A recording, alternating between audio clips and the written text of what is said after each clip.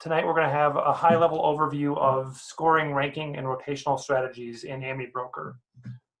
We originally started out just thinking we're going to talk about rotational strategies, and I realized that we needed to make sure that we were clear on a few things before we dove into that. So, like Dave, I have a disclaimer that says don't take anything that you see tonight as investment advice. You can lose money trading, et cetera, et cetera. I'm sure you guys are already well aware of all those things. Our agenda.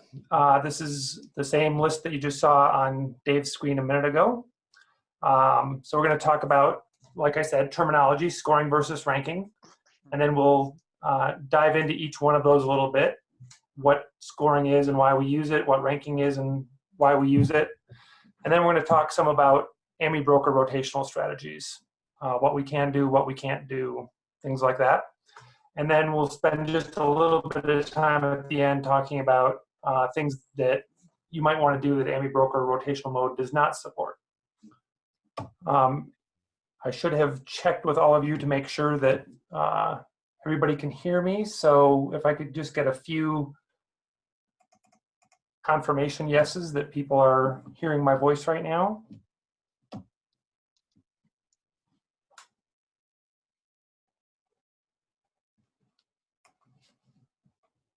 Okay, great.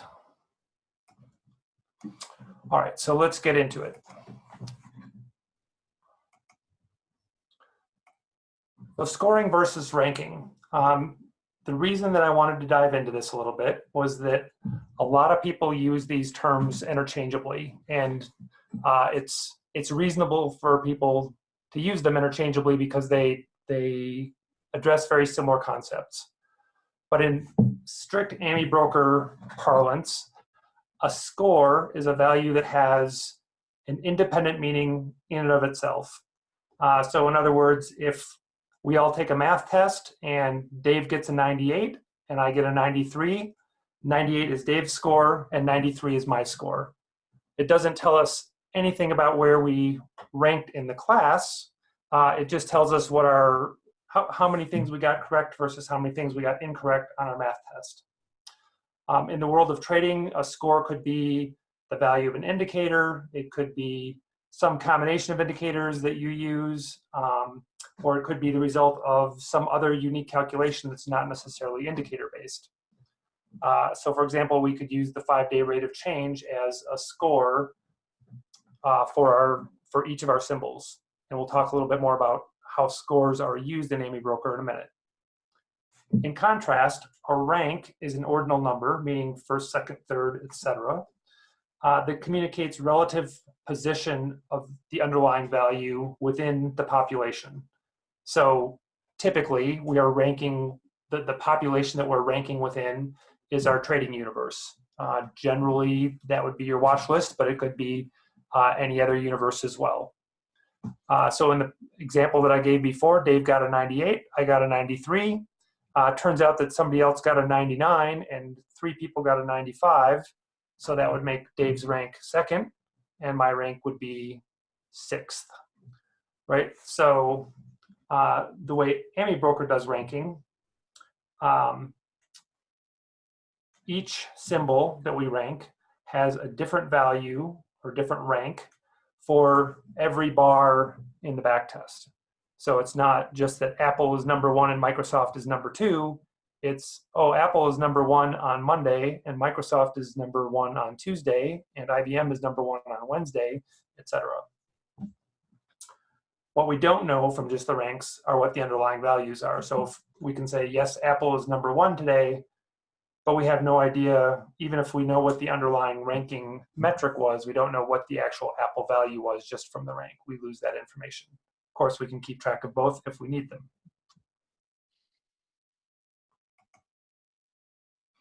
All right, just one quick note. Throughout this presentation, I use the terms days and bars interchangeably because I mostly test on end-of-day data. But just keep in mind that if you are doing a back test or an exploration on a periodicity other than daily, in other words, if you're using weekly or 15-minute or 1 minute, then obviously you need to distinguish between bars and days.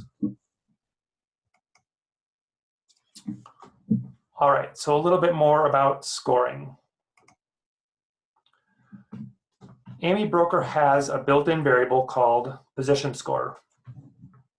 And position score is used very specifically to determine the order of trade entries. So when we generate buy signals, or no, I put buy or cover, I should have said buy or short signals, AmiBroker will rank our trades based on our position score. The position score variable has no effect on scale ins, scale outs, or exits. And then the other important point about position score is that AmiBroker always looks at the absolute value of a position score. So if your symbol has a position score of -4, it will be entered before something with a position score of +3. And that's important to note because if you're using an indicator that has both positive and negative values, for example, ROC or rate of change, you want to make sure that you get all the values positive and that they will be ordered in the direction that you want. So in other words, if we want to give the most priority to things that have the highest ROC5 value, we might take our ROC5 value and add 10,000, which means that something that has a 3% rate of change would have a position score of 10,003, and something that has a rate of change of -4% will have a position score value of 9,996. If we wanted to rank them the other way and we wanted things with a low ROC to have the most priority, then we would take 10,000 minus the ROC value, right? Because then the negative ROC values would be above 10,000 and positive would be below. All of this is only relevant when there are more entries than you can reasonably take on a given day or a given bar. So when I say that more than you can reasonably take, that might mean you have more setups than you have potential max open positions. So I only allow 5 open positions in my strategy. I have 20 setups for today. I want to take the 5 best setups, not some random 5 from within. Another way that I can be limited is by the amount of capital that I have. So maybe I allow myself 5 open positions, but I'm using risk-based position sizing, and my positions can occasionally get very large if my volatility is low. I may only have 3 positions open, but they're already consuming 99% of my equity. I can maybe squeeze in 1 more trade, maybe not, but I certainly cannot squeeze in 2 more trades. So again, my position scoring will help me decide which trade I'm going to take on a given day.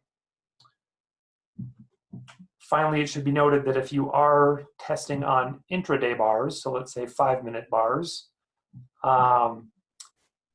again, position score is by default AmiBroker behavior is that position score is only going to break ties or prioritize trades on a specific bar. So let's assume for a second that I'm entering on a limit order tomorrow, and I have 20 setups. I can only take 5 trades. I only allow 5 open positions. If 2 things actually meet the limit price at 9:30 New York time tomorrow morning, I'm going to take those 2 trades. There is not a 30-way contention for trades at 9:30 in the morning. There's only 2-way contention for the 2 trades that are actually filled.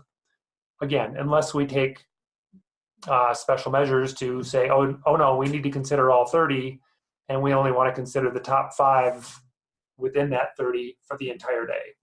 But just keep in mind that that's the way position scoring works by default, is that it's there to prioritize trades on a specific bar.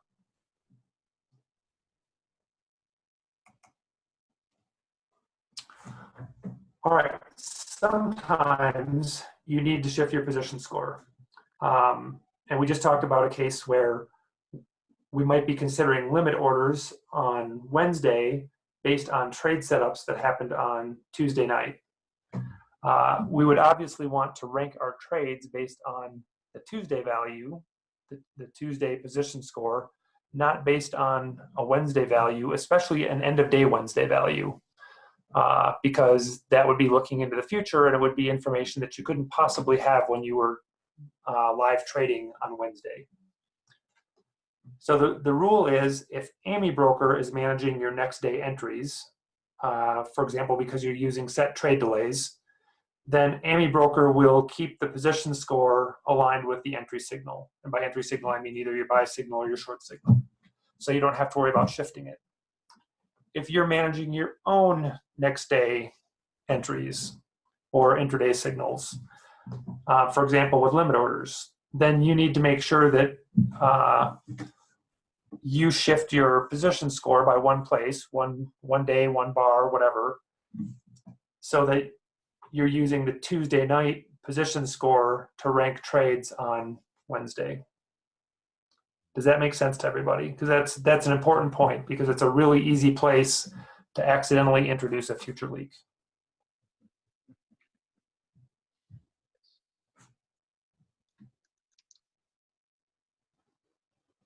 All right, so I've got a couple yeses and no nos, so that's good. All right, so that's position scoring. And it really has just that one and only one function within AmiBroker, which is to prioritize my entry signals. So now let's talk about ranking.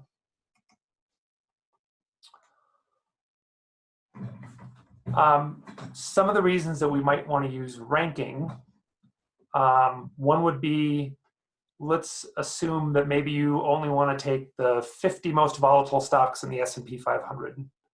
Well, in order to know if something is in the top 50, obviously we need to have a sorted list so you can look at ranks 1 through 50 and rule out the others. Another reason that you might want to use ranking is if you're doing some sort of weighting calculations, especially those that might involve indicators that operate on a different scale, on different scales. So let's say that I want to have some sort of a weight assigned to each one of my symbols. And that weight is a combination of RSI, which operates on a scale of 0 to 100, and historical volatility, which theoretically could go to 0, but realistically is probably somewhere in the high single or low double digits, and can theoretically go to infinity. But practically, again, historical volatility might range from 10 to 300. We can't just add or multiply or whatever RSI and historical volatility, because we'll get very strange results. So if we really want to, if our goal, for example, is to find the stocks today that have the lowest RSI and also the lowest historical volatility, a good way to do that would be to rank both of those values and say, okay, well, we can combine the two ranks so that something that has #1 rank for RSI and a #1 rank for historical volatility might have a combined rank of 2. Let's say we're going to take a simple approach and just add them in an unweighted way. Now we have a combined weight or a combined rank of 2 for the symbol that has the lowest RSI and lowest historical volatility. Obviously, it would be a little unusual if a single symbol was both the lowest RSI and lowest historical volatility, but a rank, say, of 1 for RSI and 3 of historical volatility would beat something with an RSI rank of 5 and a historical volatility of 1, right? So you get the concept, is that we're trying to find a way to join unlike features or unlike indicator values.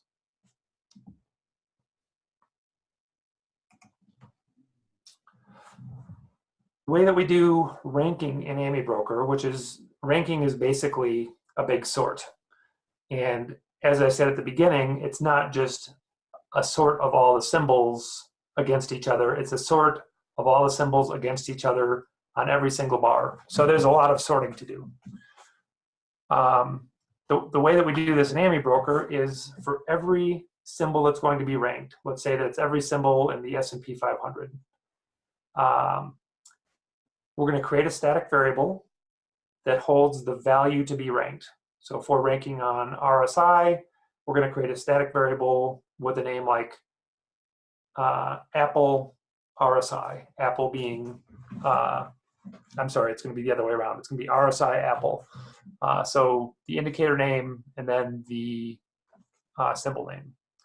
And the reason that they need to be named in that very specific fashion is so that later on when we tell AmiBroker to find them all, it can find all the static variables that start with a specific substring that we've told it to recognize. So we create this static variable for every symbol in our watch list or our universe or our index, whatever the case may be. And then for every bar, AmiBroker is going to sort all of those ranking values, let's say all those RSI values, for all the static variables that match the naming convention. And we'll see an example of this in a minute. My next slide is looking at some AFL code that does this.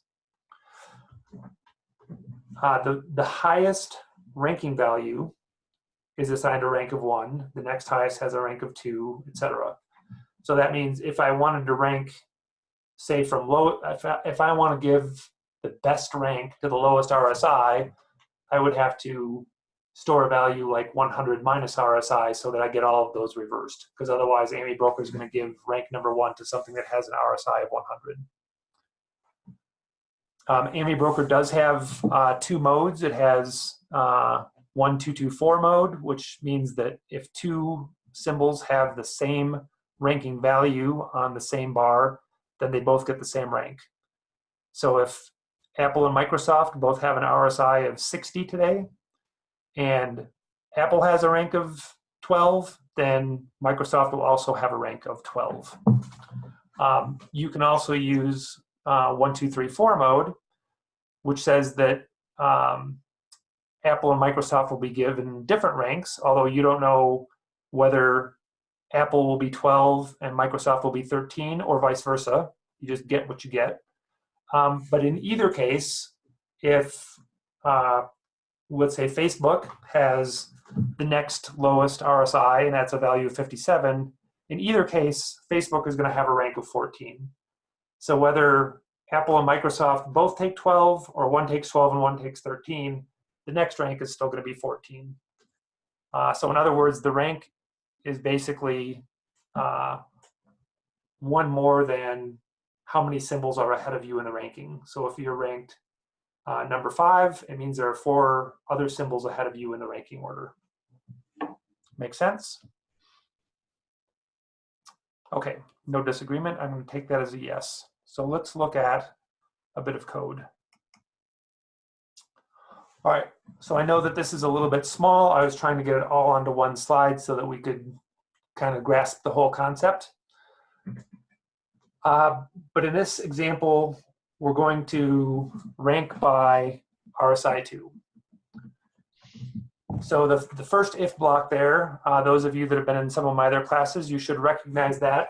The most notable part of that is the first clause of the if that says if status stock num equals 0, which is our way of finding out that we're on the very first symbol of, we're on phase 1 of the very first symbol.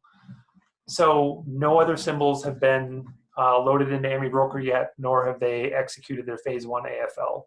So this is our chance to do one-time initialization that's going to be in effect for everybody else's phase 1 code and the phase 2 code as well.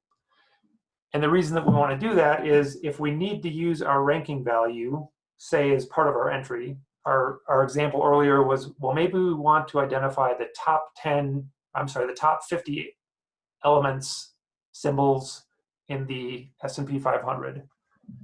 If we're going to use that as part of our setup condition, then obviously we need to have done the ranking before any symbol gets around to generating its setup condition. So this is the way that we do that. The second, third clauses there that say status action X is not equal to action portfolio and status action X is not equal to action X AA parameters. That says, hey, by the way, if I'm already on phase 2, please don't bother to do the ranking again. One thing about ranking is because we're going to loop through every symbol in our watch list, which for the S&P 500 might be 500 symbols, but if we're really looking at all the symbols that have ever been part of the S&P 500 for the last 20 years, might be a couple thousand symbols. So we have to process every one of those symbols, and then AmiBroker has to sort on every single bar that's part of our back test. So if it's a 20-year back test, that might be 5,000 plus bars of data that it has to sort. So it's got a lot of work to do. We don't want to do this more often than we have to. So the second and third clauses say, don't do this if we're already on phase 2, the work's been done. And also don't do it when I call up the parameters window. And that's, you don't have to have that there, but if you don't have that third clause, what will happen is if you do use parameters, you'll go and click on the parameters button in AmiBroker, and then there'll be this pause from a few seconds to possibly a minute or more, depending on how complex your ranking is, while AmiBroker goes out and does all the ranking just so that it can show you the parameters window and you don't care about your ranking values anyway. So that's why I rule out those two other conditions. All right, so inside that if block, we've now said, okay, great. We're on phase 1. We're not on phase 2 yet. We're not pulling up our parameters. Chances are good we're doing an exploration or a backtest. Great. The first thing we want to do is clean out any existing variables. So you'll see that I do a static var remove on everything starting with RSI2 and also everything starting with rank RSI2. And you'll see in a minute that we're going to start populating those variables again. The next line where it says symlist equals category get symbols, blah, blah, blah. That line of code basically says, go out and figure out what my included watch list is. So in other words, when I said apply to filter and pick the watch list, go out and get that guy, and then get all of the symbols as a column separated list and put it into symlist. It should be noted that that get option, filter include watch list, will only work if obviously you're running your analysis against a watch list.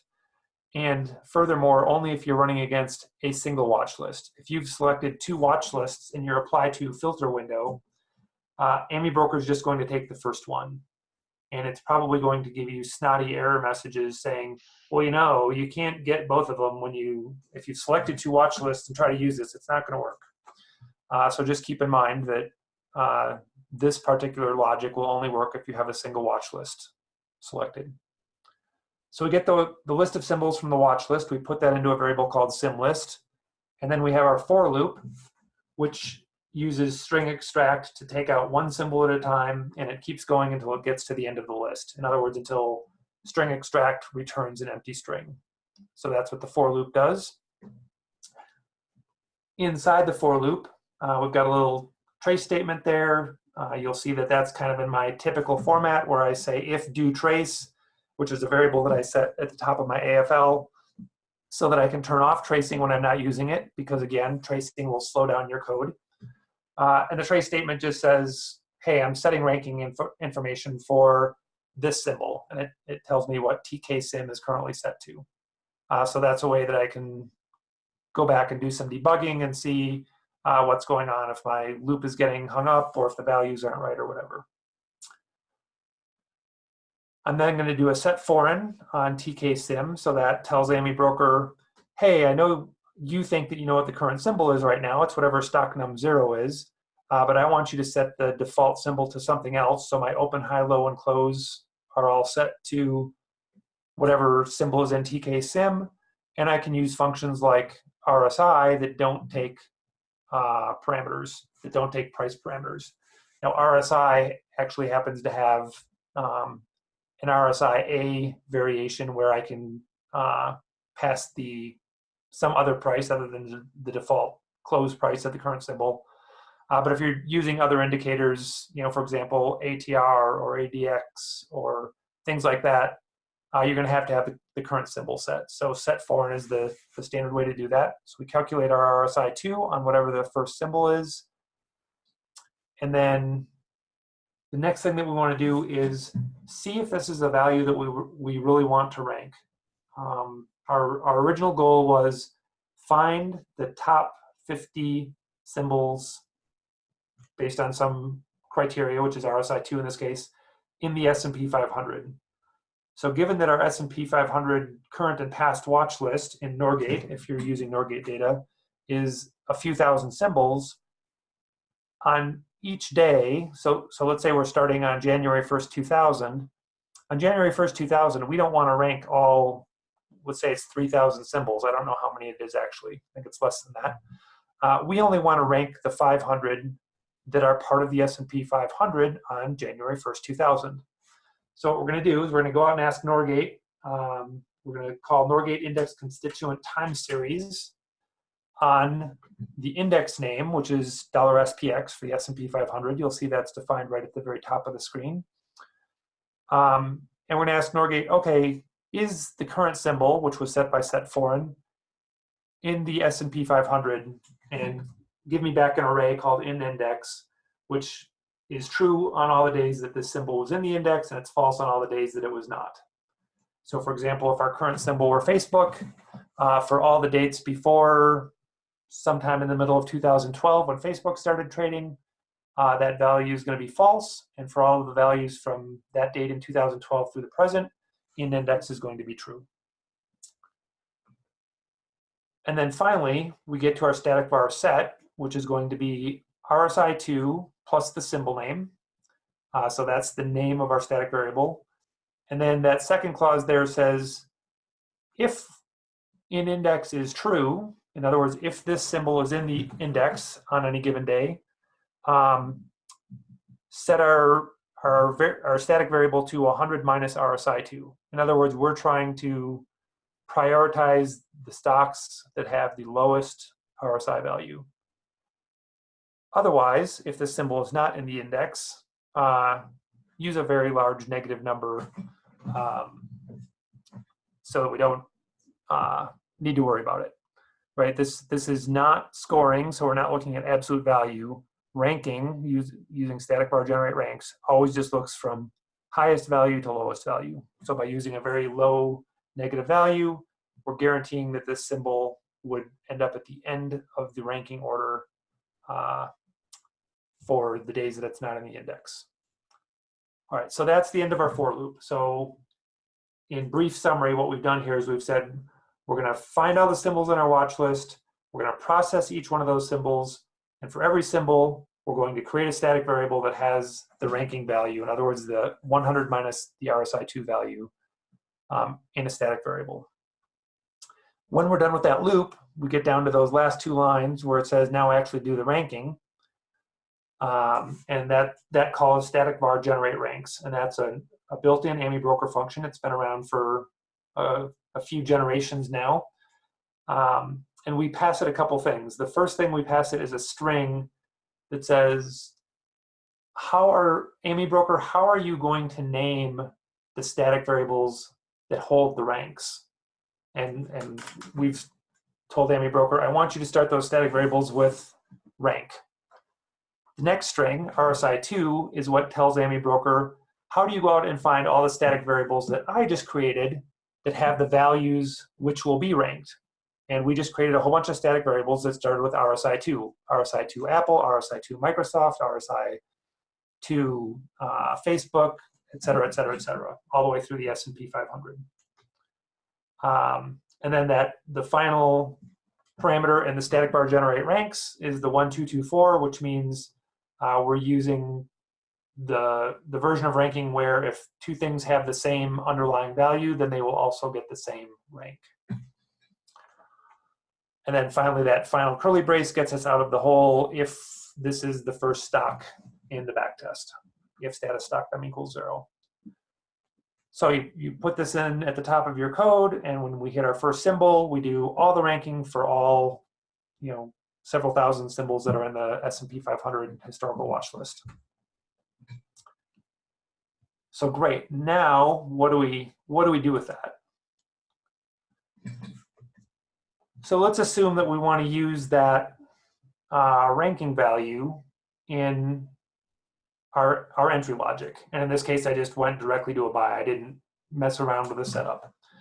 So in order to get the rank back for the current symbol, we're going to use a static var get. And the variable name that we're going to get is rank RSI2 and then the symbol name. Right? And the rank RSI2 comes from what we told AmiBroker. I'm going to go back a slide.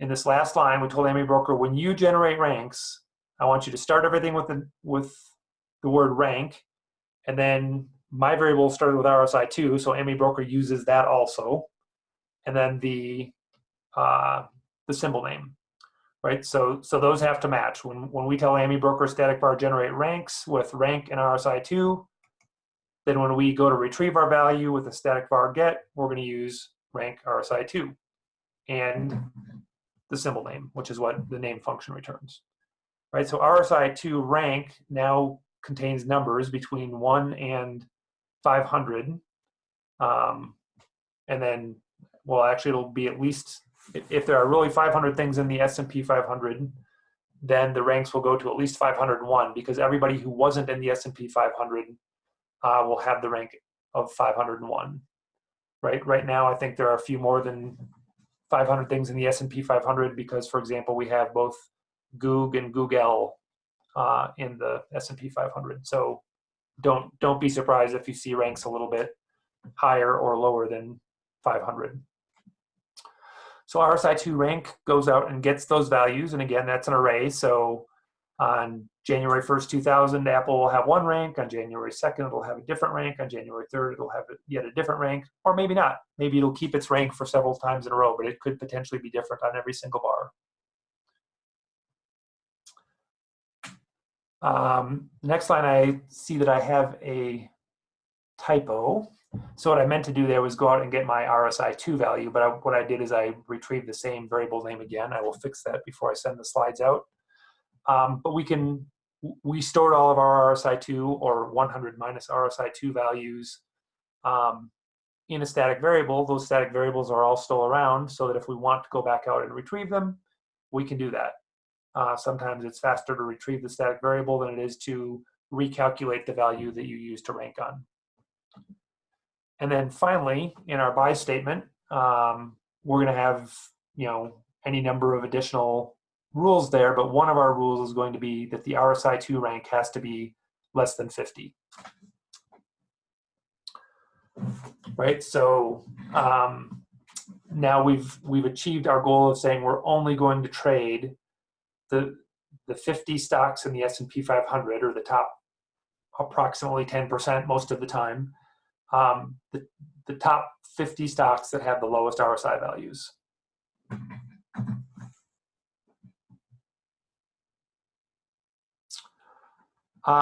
Dave asked, can you speed up code in a rotational strategy using ranking by only ranking if your date is the proper trading date or the day before the trading date? So number one, we don't need to use ranking for a rotational strategy. We need to use scoring, and we're going to talk about that in just a minute. If you do choose to use ranking, and basically you would have to assign your rank back to your score and make sure that things get ordered correctly, right? Because ranking, the most preferential rank is 1, and everything that wasn't in the S&P 500 is going to have a rank of, say, 501. If we blindly assigned our rank back to our position score, it would be exactly the opposite of what we wanted, because AmiBroker would say, oh, look, there's all these things with a position score of 501. Those must be the things that I most want to trade right now, right? And the thing that has a position score of 1, which was the rank of 1, it will say, oh, that's a really bad position score. We'll never get down to that one, right? So be careful mixing ranking and scoring. To answer your question, Dave, I don't know that there's really any speed difference, because AmiBroker doesn't have any way to know ahead of time that let's say we're only trading on the 1st of the month. So you might only put in ranking values for the 1st of the month. AmiBroker has no way of knowing in advance that the second of the month, 3rd of the month, 4th of the month, etc., that every symbol has the same non-rankable value. Let's use that 1e to the -9, -1e to the -9. AmiBroker doesn't know that, so it's still going to have to look at every one. Now the sort will go a little bit faster, because the first time through whatever the sort routine is, it's going to go, oh look, everything's already in sorted order, because they all have this same huge negative value, or they all have 0, or whatever you use there So it might speed things up a little bit, but I don't know how much. I mean, AmiBroker is pretty fast with stuff like that because Tomas takes a lot of pride in optimizing his code for exactly those types of scenarios.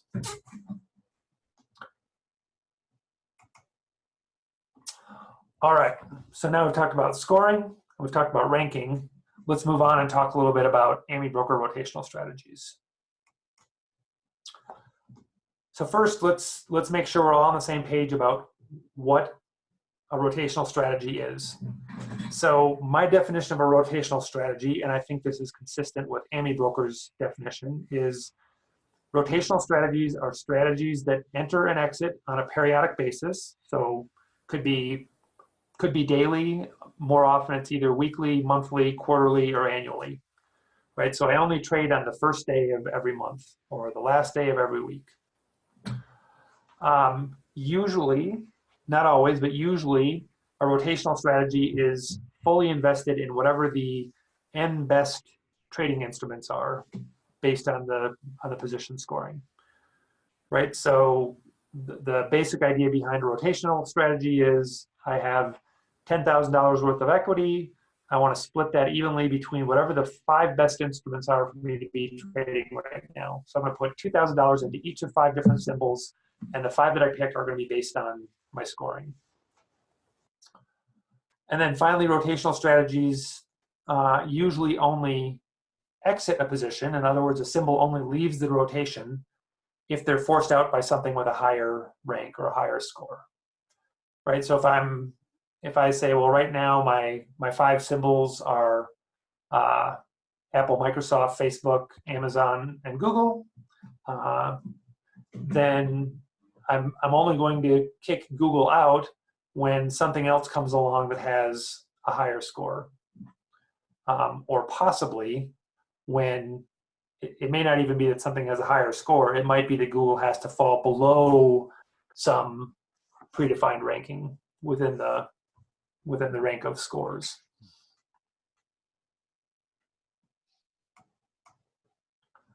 All right, so AmiBroker's rotational mode. You can tell AmiBroker that you're going to run a rotational mode test by either using set backtest mode, backtest rotational. If you just put a semicolon at the end of that, that's AmiBroker code. You can also call enable rotational trading. They do exactly the same thing. The documentation says that enable rotational trading is now obsolete and you should use set backtest mode, backtest rotational instead. But it really doesn't matter which one you decide to use. Nothing that is marked as obsolete has ever actually stopped working in AmiBroker as far as I know. AmiBroker rotational mode uses only the position score to rank and rotate securities. So all of the bullet points that you see there are copied directly out of the AmiBroker help file. And I'll just go through them real quickly. So a higher positive position score means it's a better candidate for entering a long trade. A lower negative score means it's a better candidate for entering a short trade. So notice that that's a little bit different from scoring in general with AmiBroker, that it's always absolute value. You can use it to differentiate between long and short.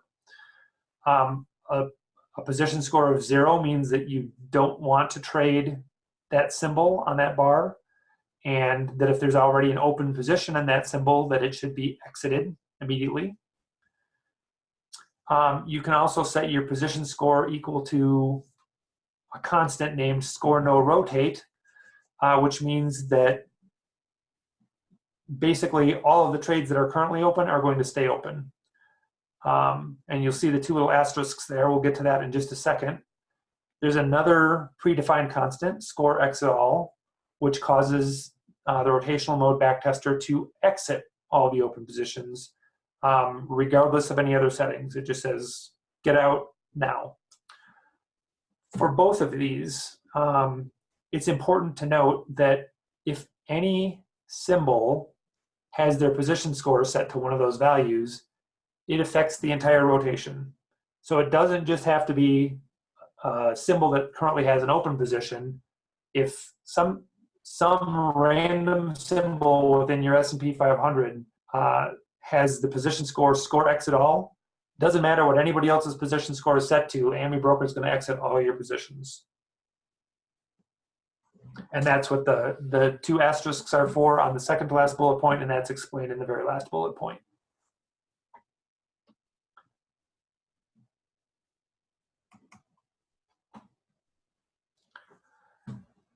All right, continuing on with how AmiBroker does its rotational mode. Exits are generated automatically when any security's rank drops below the worst rank held. And again, we can see where people start to interchange the use of score and rank.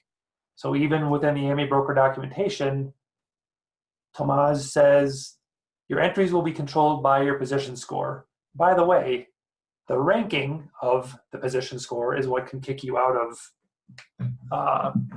the rotation.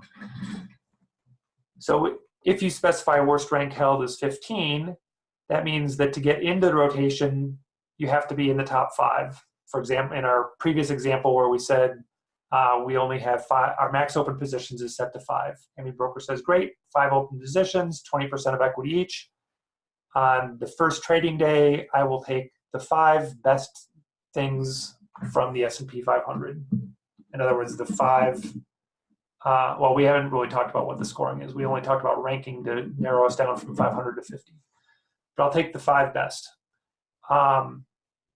On the second rotation, if our worst rank held is set to 15, AmiBroker won't kick anything out of the rotation unless it's got a rank of 16 or greater, right? So we might not have the top 5 anymore. We might have numbers 1, 2, 3, 12, and 14, but they're all still above 15, so AmiBroker is going to keep them all in the rotation.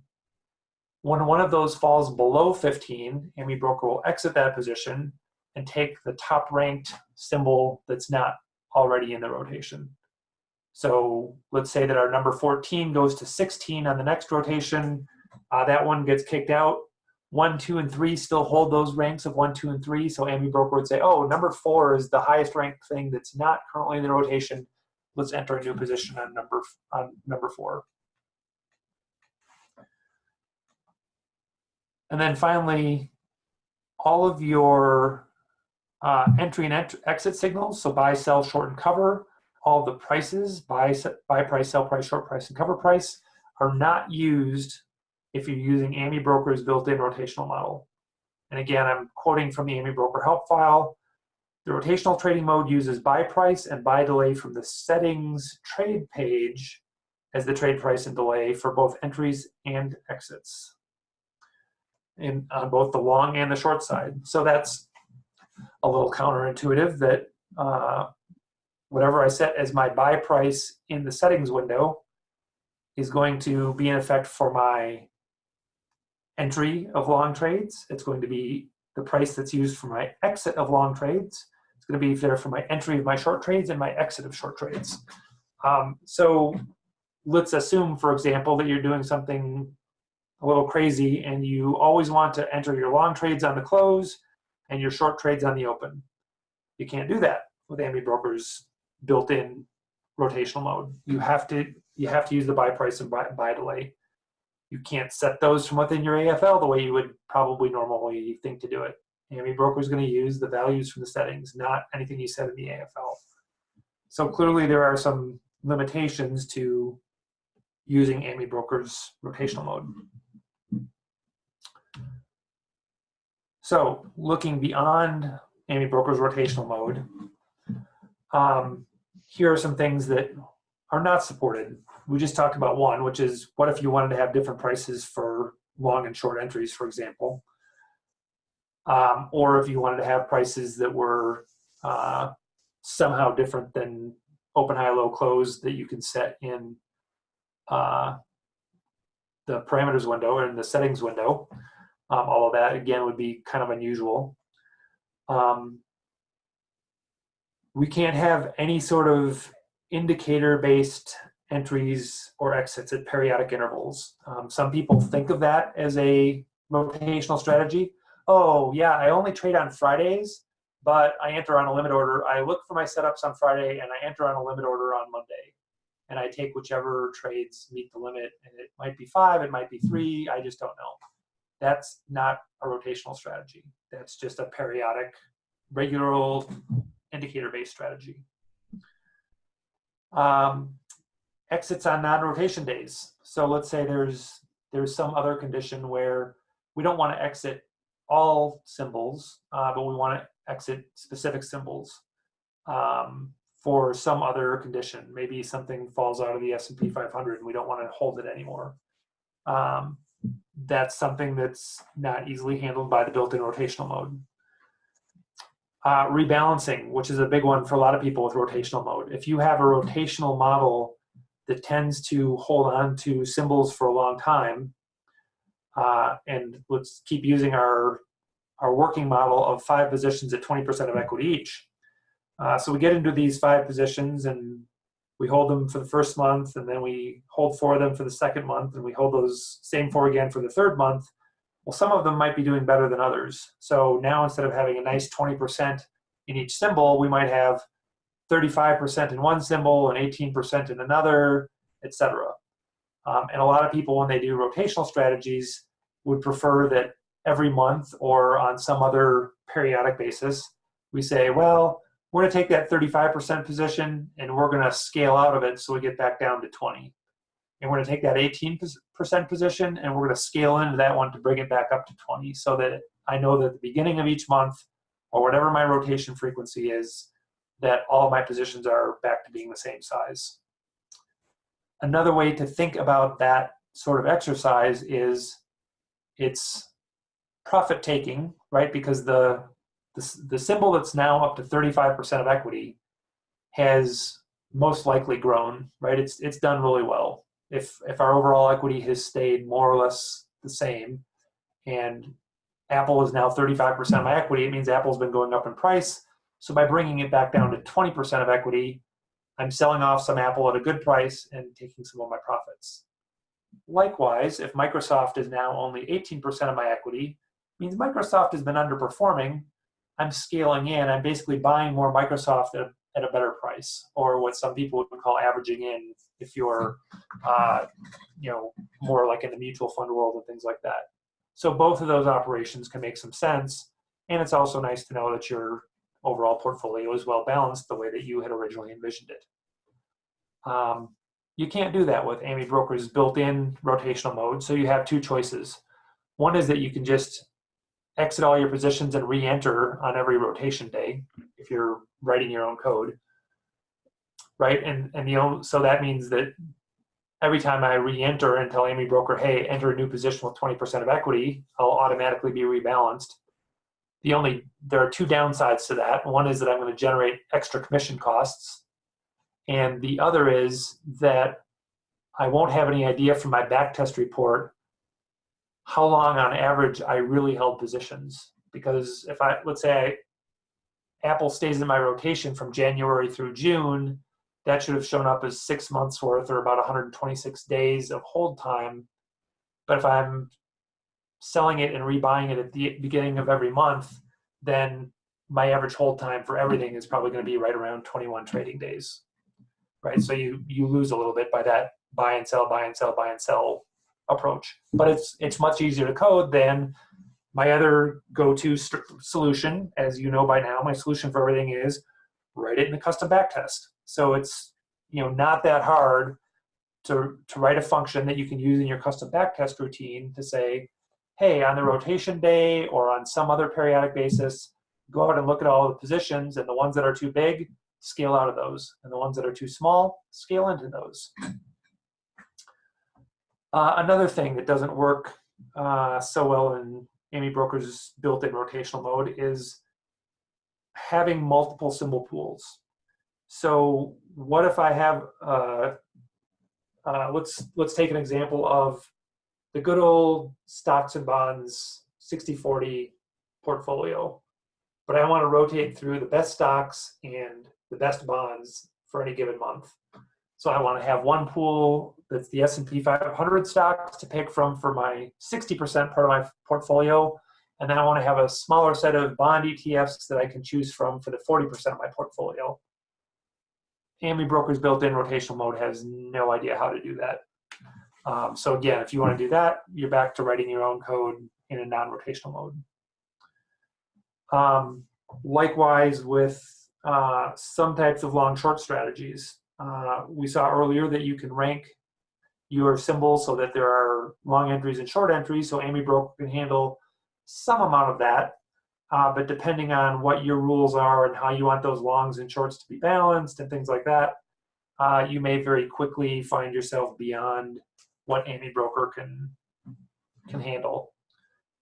As always, the question is, as soon as you start coloring outside the lines, you have to ask yourself, okay, so this doesn't seem to be working with AmiBroker's built-in rotational mode. Which is my better strategy? Should I work for a while longer and try to force AmiBroker to do what I want in rotational mode because it already does most of what I want? If I could just make it do this one more thing, I'd be golden. You can do that, but you might end up spending 30 minutes or 3 hours only to find yourself at a dead end and have to take another route anyway. Or you can give up more or less immediately and say, yep, not in the documentation, can't find anything about it on the forum. I'm just going to bag rotational mode and write my own test that's a rotational type test, but where I have more control over what's going on. So that's always going to be a balancing act. And with that, we are done with tonight's high-level overview